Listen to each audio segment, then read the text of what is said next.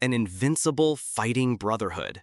These are not the words of some historical epic. They are the chilling declaration from Russia's top diplomat describing Moscow's new relationship with North Korea. And it's not just talk. We're talking about a staggering 12 million artillery shells, over 10,000 North Korean troops deployed to aid Russia's war effort. This is the story of how two of the world's most isolated and sanctioned states are forging an alliance that threatens to upend global security. What is really happening behind the closed doors of Pyongyang and the Kremlin? How did this shadowy alliance escalate so rapidly? Today, we are going to dissect the pact between Kim Jong-un and Vladimir Putin. We will uncover the details of their latest high-level meeting, break down the ironclad mutual defense treaty that has stunned international observers, and revealed the shocking scale of military support flowing from North Korea to the front lines in Ukraine. And crucially, we'll ask, what does the Hermit Kingdom get in return for this massive gamble? And why is their powerful neighbor, China, watching with such unease? To truly grasp the gravity of this moment, we must understand that this is not happening in a vacuum. It is a dark echo of the Cold War, but with a terrifying new twist. The old alliance between the Soviet Union and North Korea was one of a superpower patron and a smaller client state, bound by a shared communist ideology. Today's pact is different.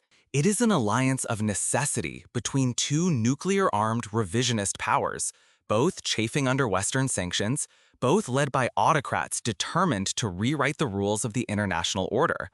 The scene is set in the North Korean eastern coastal city of Wonsan, a place known for its beaches, but also as a key missile testing site, a symbolic backdrop of leisure and lethality. It's Saturday, and the air is thick with diplomatic gravity. This isn't just any meeting. It's the second high-level strategic dialogue between Russia and North Korea this year alone, a clear signal of the accelerated pace of their partnership. Russia's veteran foreign minister, Sergei Lavrov, a man who has been the face of Russian diplomacy for 2 decades, is there, fresh off a 3-day visit. He meets face-to-face with North Korea's supreme leader, Kim Jong-un.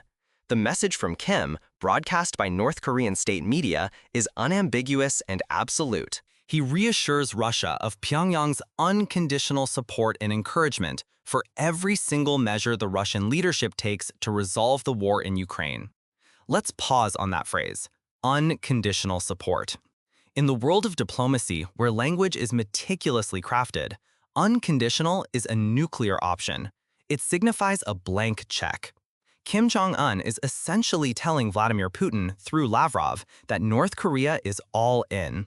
There are no caveats, no reservations. The state-run Korean Central News Agency, or KCNA, went further, quoting Kim's reaffirmation that the Democratic People's Republic of Korea is ready to back Russia in tackling of the root cause of the Ukrainian crisis.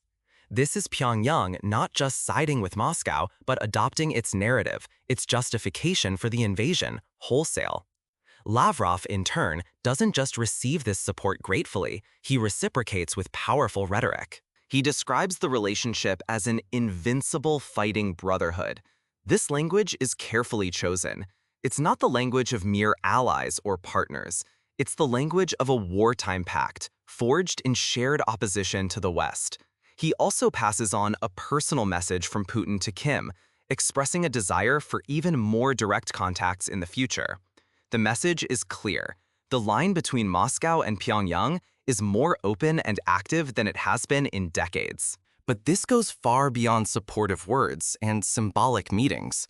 The foundation of this invincible fighting brotherhood is a formal, legally binding treaty that has sent shockwaves through defense ministries around the world. Last year, Russia and North Korea signed a mutual defense treaty. This isn't some vague agreement of cooperation. It is an explicit military pact, the strongest of its kind between the two nations since the collapse of the Soviet Union. The treaty's core clause is breathtaking in its scope. It obliges both countries to immediately provide military assistance using all means if either one of them is attacked. Think about that. All means. In the context of two nuclear-capable states, one of which is currently engaged in a major conventional war, those two words carry immense weight. This clause effectively creates a security umbrella for both nations. For Russia, it means a guaranteed source of conventional military hardware and manpower, alleviating the strain of its war in Ukraine and Western sanctions. For North Korea, it's an unprecedented security guarantee from a permanent member of the United Nations Security Council. Any potential military action against North Korea now carries the explicit risk of triggering a military response from Russia. This single treaty fundamentally alters the strategic calculus in East Asia and beyond. It's a pact that binds their fates together, creating a united front against what they both perceive as a hostile US-led world order. This is a game-changer on the world stage, a formalization of an alliance many had only feared was emerging. If you're finding this breakdown of the treaty's implications insightful, do me a favor and hit that like button. It really helps us know we're on the right track. So what does this unconditional support look like in practice? The numbers are almost difficult to comprehend.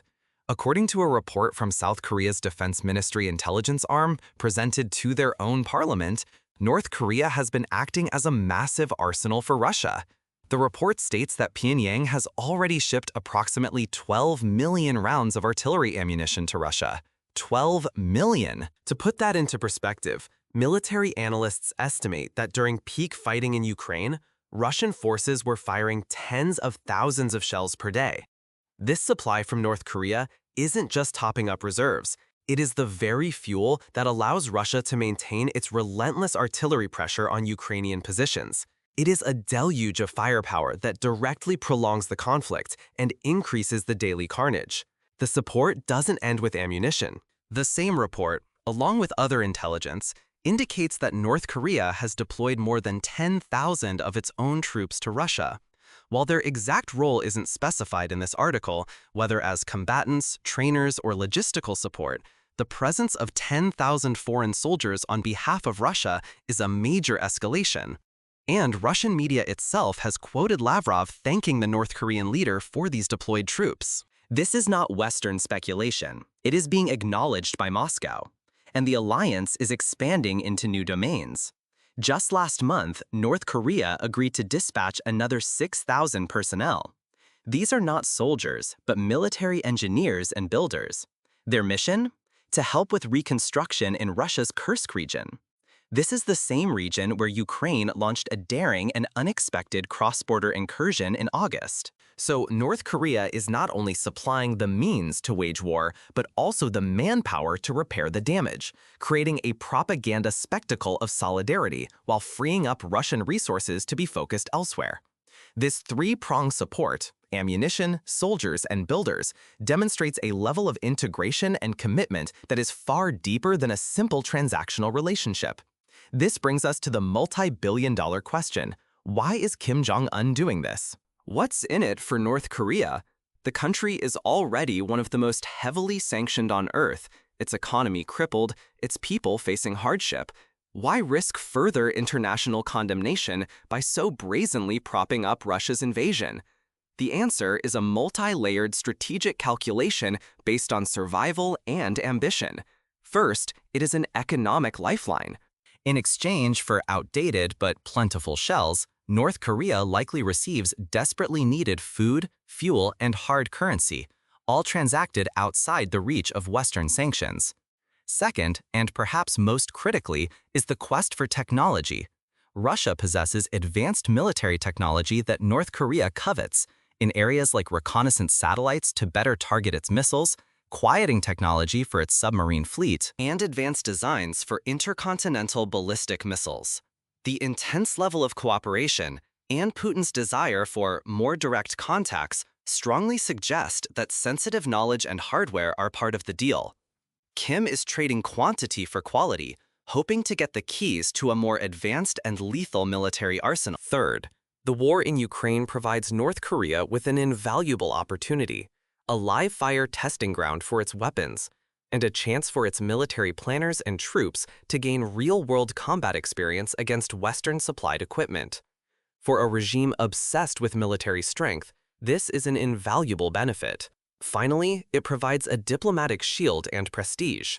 With Russia wielding its veto power at the UN Security Council, Any new attempts to impose harsher sanctions on North Korea are likely dead on arrival. For Kim, standing as an equal with the leader of Russia shatters his image as a mere pariah and recasts him as a significant player on the world stage. It's a high-stakes bet, but from his perspective, the potential payoff is enormous. The rest of the world is, of course, watching this burgeoning alliance with growing alarm. But the reactions are complex, especially from the region's biggest power, China. For Beijing, this alliance is a double-edged sword. On one hand, it creates a stronger anti-US bloc and bogs America down in Europe, which serves China's strategic interests. On the other hand, Beijing has always preferred stability on the Korean peninsula. A newly emboldened and technologically advancing North Korea, tied in a military pact with a volatile Russia, could be unpredictable and destabilizing, potentially triggering an arms race in the region that China does not want.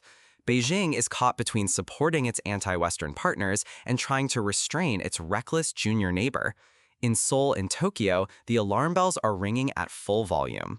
South Korea now faces a northern neighbor that is not only armed with nuclear weapons, but is also backed by a formal military defense pact with Russia. The intelligence report delivered to the South Korean parliament is not just a piece of information, it's a stark warning that directly increases the threat to its national security. For the United States and its allies in Europe, this alliance is a strategic nightmare. It directly undermines the entire effort to support Ukraine and isolate Russia. It creates a massive leak in the sanctions regime and prolongs a brutal war. The ramifications are enormous, and they ripple far beyond the battlefield in Ukraine, redrawing the geopolitical map of Eurasia. We'll be tracking every development of this critical story, so make sure you're subscribed with notifications on so you don't miss our future updates. So let's pull it all together. What we are witnessing is not a temporary, convenient arrangement. The meeting in Wonsan, the Invincible Fighting Brotherhood, the ironclad Mutual Defense Treaty, the 12 million shells, and the thousands of troops and engineers all point to one thing: the birth of a formidable strategic bloc. It's an alliance forged from shared isolation, mutual desperation, and a burning desire to challenge the current world order. For Russia, North Korea is a lifeline, an inexhaustible arsenal that allows it to sustain its war effort. For North Korea, Russia is a patron, providing security, technology, and a path out of pariah status. This partnership complicates the war in Ukraine, destabilizes East Asia, and presents a new, unified challenge to the West. The question that remains is a chilling one. Now that this invincible fighting brotherhood has been formally declared and activated, what will be their next move? And how will the world respond before it's too late?